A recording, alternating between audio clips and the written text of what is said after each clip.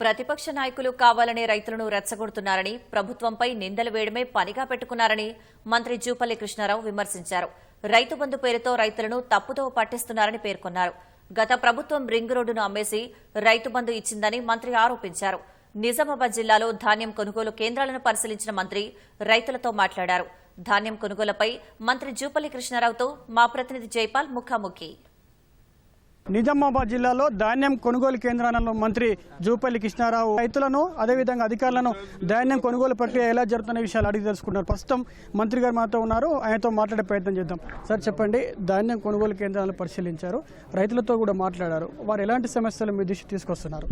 వాళ్ళ సమస్యలు మా దృష్టికి తీసుకురాకముందుకే ఏమేం సమస్యలు నేనే వాళ్ళకి చెప్పి రైతు ఇక్కడ కొనుగోలుకు వచ్చిన తర్వాత గతంలో మాదిరిగా 5%, 10% తరుగులకు అవకాశం లేకుండా ఉండాలన్నప్పుడు ఇక్కడ కొనుగోలు చేసిన తర్వాత రైతు స్వదస్థితితోటి సంతకంతో పాటుగా ఎన్ని బస్తాలు అమ్మిండ్రు, ఏ క్వాలిటీ, సన్నాల, దొడ్ల, ఎంత అమౌంట్ వస్తూ రసీదు రాసి అదే రసీదు పైన సొసైటీ ద్వారా ఉంటే సొసైటీ అధికారి సంతకం, వివో ఉంటే వివో అధికారి సంతకం, వ్యవసాయ అధికారి సంతకం, అందరి సంతకాలు పెట్టి రైతుకి ఇక్కడనే కొనుగోలు కాడు వాళ్ళు రసీదు ఇవ్వాలి. మళ్ళీ ఆ రైతు మిల్లు కాడికి పోవాల్సిన అవసరం లేదు. ఏ రసీదు ఇక్కడ ఇస్తారో అదే రసీదు ప్రకారం ఆ రైతుకు అకౌంట్ జమ కావాలా. అయితే రసీదు ఇవ్వకుండా బస్తాలు లారీకి ఎత్తనివ్వద్దని కూడా నేను స్పష్టంగా చెప్తా ఉన్నా. రైతు నష్టపోదని గతంలో జరిగినాయి. దళారీలు మిల్లర్లు కలిసి కొందరు నాయకులు అడ్డగోలుగా పర్సెంటేజ్ పెట్టుకుని రైతులు పొట్టగొట్టే కార్యక్రమం జరిగింది. 5%, 10%, 12% దాకా. రైతులు కూడా సన్నాలకు బోనస్ ఇస్తారంటే వాళ్ళు అడిగిన ప్రశ్నకు 100% సన్నాలకు కూడా 500 రూపాయలు ఇప్పుడే ఇస్తా ఉన్నాం. ఈ క్రాప్కి ఇచ్చి ఏర్పాటు చేస్తే ఆ ప్రకారమే అధికారులకు ఆదేశాలు ఇచ్చింది, ఆర్డర్స్ ఇచ్చింది. అదే ప్రకారం ఎవరికి 100% లెక్క ప్రకారమే ఇది గత ప్రభుత్వాలు చేసిన తప్పులు జరగడం కోసమే మార్కెట్లు పరిశీలన చేసి చేస్తా ఉన్నాం. రైతు భరోసా ఈ పంటకు సంబంధించి ఇంకా ఇచ్చేది ఉన్నది. ఆలస్యమైంది. ఎందుకు ఆలస్యమైంది, ఏదైతే ఉంది అంటే గత ప్రభుత్వము గుట్టలకు, గట్లకు, కోటీశ్వర్లకు 25,000 కోట్ల రూపాయలు గడచిన 7 విడతల్లో 10 విడతలు కలిపి 25,000 కోట్ల రూపాయలు అన్యాక్రాంతం, అంటే ప్రజల సొత్తు దళార పాలైపోయింది. అర్ధ ఇచ్చింది. వాటిని సరి చేయాలి కదా ఒకటి.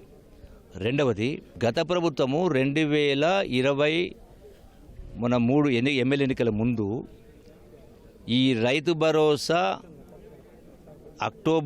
సెప్టెంబర్ అక్టోబర్లో 2023 ఇచ్చినప్పుడు గత ప్రభుత్వం డబ్బులు లేక దివాలా తీసి రింగు రోడ్డు నమ్మినారు. సంవత్సరానికి సబ్జెక్టు కరెక్షన్, సంవత్సరానికి 600-700 కోట్ల రూపాయలు ఆదాయం వచ్చేటువంటి రింగు రోడ్డు.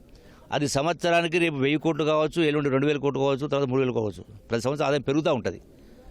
అంటే కేవలం 5 సంవత్సరాల్లో 10 సంవత్సరాల్లోనే 10-15 వేల కోట్ల రూపాయలు వచ్చే ఆదాయం వచ్చే రింగు రోడ్డును 35 సంవత్సరాలకు 7,000 కోట్లు కమ్మి ఆ డబ్బులు రైతు భరోసా ఇచ్చారు. అంటే 8 లక్షల కోట్లు అప్పు చేసి కూడా, ధనిక రాష్ట్రాన్ని అప్పచెప్తే 8 లక్షల కోట్లు అప్పు చేసి కూడా మళ్ళా రైతు భరోసా పడక మళ్ళీ రింగు రోడ్డు అమ్మిరు. అంటే ఇది కాకుండా 8 లక్షల కోట్లు అప్పు చేశారు. ఈ రాష్ట్రం రాకముందుకు 2 జూను 2014 అంటే తెలంగాణ రాష్ట్రం వచ్చిన నాటికి ఈ రాష్ట్రాన్ని పరిపాలించినటువంటి 70 సంవత్సరాలు కాంగ్రెస్ పార్టీ, తెలుగుదేశం పార్టీ పరిపాలన చేస్తే రాష్ట్రం మొత్తం అప్పు ఇన్ని సంవత్సరాలు సుమారుగా 10-15 మంది ముఖ్యమంత్రి పరిపాలన చేస్తే రాష్ట్ర అప్పు 60,000 కోట్లు ఉండే.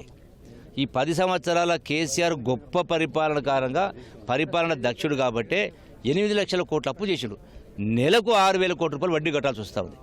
సార్, మీరేమో కొనుగోలు కేంద్రాన్ని పరిశీలించి రైతులకు ఏ సమస్య లేవని చెప్పేసి అంటున్నారు. ఆ బీజేపీ, బీఆర్ఎస్ నేతలు కూడా కొనుగోలు కేంద్రాన్ని పరిశీలించి ధాన్యం కొనుగోలులో ప్రభుత్వం విఫలమైందని చెప్పేసి వాళ్ళు అంటున్నారు. దీన్ని ఎలా చూస్తారు? ఇక్కడ నెమ్మది రైతులు ఉన్నారు కదా, రైతులు ఉన్నారా లేడా? రైతులతో మాట్లాడారు కదా. వాళ్ళు ఏం అడిగినారు? వాళ్ళు అడిగింది ఒకటే, ఈ 500 రూపాయల బోనస్ అంటే బోనస్ దాన్ని కూడా ఇస్తా ఉన్నాం, మీ రిసీట్ కూడా బోనస్తో కలిపి రిసీట్ ఇస్తా ఉన్నాం.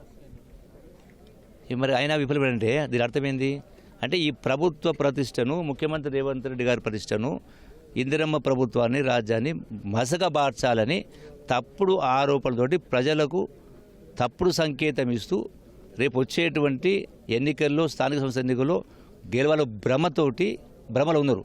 నిజంగానే మీరు కరెక్ట్గా పరిపాలన చేసి ఉంటే మరి ఇన్ని స్కీములు పెట్టి ఇన్ని లక్షల కోట్లు అప్పు చేసిన తర్వాత కూడా ఎందుకు మీరు మరి ఓడిపోయినరు? అంటే మీ యొక్క అవినీతి, అక్రమాలు, దర్పం, మిస్మరైజ్ చేసే కార్యక్రమం చేసి ప్రజాస్వామ్యాన్ని కూని చేసి దీనికి కారణంగానే పోయింది. పోనీ ఎమ్మెల్యే ఎన్నికల తర్వాత మళ్ళీ ఎంపీ ఎన్నికలు వచ్చినాయి. పోనీ అప్పుడైనా మీరు ఏమైనా మెరుగుపడ్డారా అంటే ఉన్నది ఊసిపోయినాయి కదా, ఒకటి పోయింది కదా. ఇంకా గగ్గోలు పెడతా ఉన్నారు. ఒక ఆయన మాట్లాడండి, మన ఇప్పుడు ఎన్నికలు పెడితే సెంచరీ కొడతామని. కరెక్టే, మొన్న మాకు 63 వచ్చినాయి. సెంచరీ కొట్టేది మేము, మీరు కాదు. వాళ్ళకు 36, 37 పోయి పార్లమెంట్ ఎన్నికల్లో 0 అయింది. రేపు ఏ ఎన్నికలు పెట్టినా కూడా అదే పరిస్థితి వస్తుంది. వాళ్ళకున్నటువంటి పత్రికల్ని, వాళ్ళకున్నటువంటి డబ్బుతోటి, అహంకారంతో వాళ్ళ బొమ్మలు చూపేటువంటి రకరకాల సోషల్ మీడియా కావచ్చు, ఇంకో టీవీ కావచ్చు, వాళ్ళ సొంత టీవీ ఛానల్స్ ఉన్నాయి కదా, వాటి ద్వారా ప్రజలను తప్పుదో పట్టించే ప్రయత్నాలు భాగంగా, బురదలిదారుల భాగంగా తప్ప వాస్తవాలు కావు. ప్రభుత్వాన్ని బదనాం చేయాలని చెప్పేసి ప్రతిపక్షాలు ధాన్యం కొనుగోలులో ప్రభుత్వం విఫలమైందని చెప్పేసి ఆరోపిస్తున్నాయని చెప్పేసి మంత్రి జూపల్లి కృష్ణారావు అంటున్నారు. రైతు పండించిన ప్రతి గింజ కూడా కొంటామని చెప్పేసి ఆయన స్పష్టం చేస్తున్నారు. కెమెరామెన్ మనోజ్తో జైపాల్, ఈటీవీ న్యూస్, నిజామాబాద్ నుంచి.